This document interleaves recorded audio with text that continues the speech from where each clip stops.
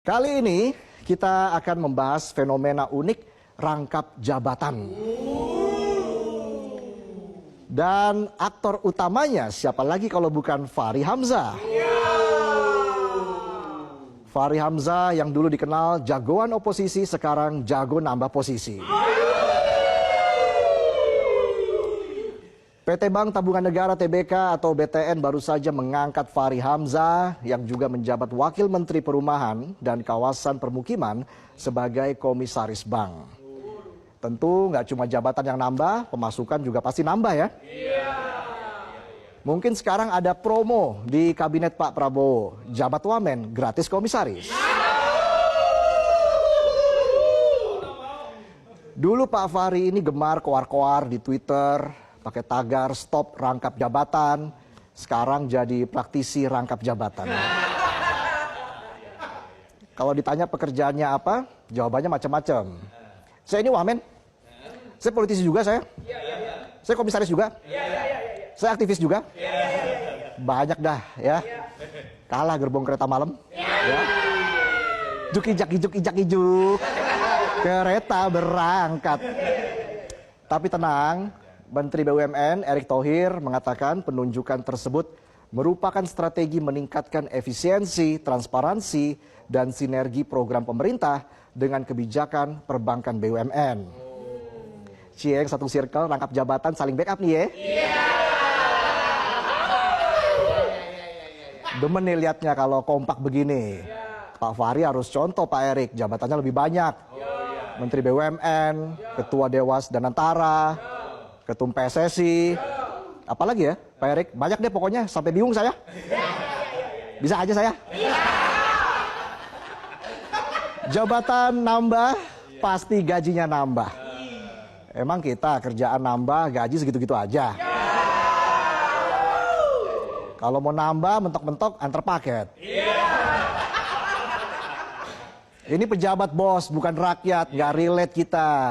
Pejabat rangkap jabatan itu udah kayak Thanos, satu jentikan jari, duit dari segala penjuru masuk ke rekening. Jadi soal rangkap jabatan para pejabat di Indonesia itu hal yang biasa, ibarat main gacha. Kalau rakyat cuma bisa gacha skin Mobile Legends, pejabat gajah jabatan di BUMN. Biarpun pejabat rangkap jabatan, mereka kan tetap mikirin rakyat ya. Mikirin gimana caranya biar rakyat nggak protes. Intinya rakyat jangan iri, mau rumah nabung dong, mau hidup enak kerja keras, mau gaji miliaran mimpi kali ya. Pulang kerja tidur mimpi, dalam mimpi kerja lagi, bangun-bangun kerja lagi. Siklusnya penonton ini mah. Jadi dari fenomena rangkap jabatan ini banyak hikmah yang bisa kita dapat. Hikmahnya aja, kalau jabatan nggak mungkin. Ingat, Anda bukan Fachri Hamzah, bukan juga Erick Thohir. Jangan putus asa, semua bisa jadi pejabat, nggak perlu banyak pengalaman, tapi perlu kedekatan. Juga nggak perlu banyak kemampuan, cukup satu aja, nggak perlu diputar dan celupin, langsung jilat aja. Di Indonesia selalu ada yang ditunggu setiap lebaran. Pekerja nunggu THR segera dicairkan, orang tua nunggu anak pulang ke rumah halaman. Nah, kalau koruptor nunggu potongan masa tahanan.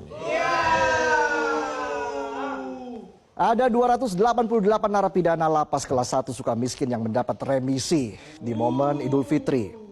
Lapas yang mayoritas menampung terpidana kasus korupsi itu memberikan potongan masa tahanan beragam, mulai dari 15 hari hingga 60 hari.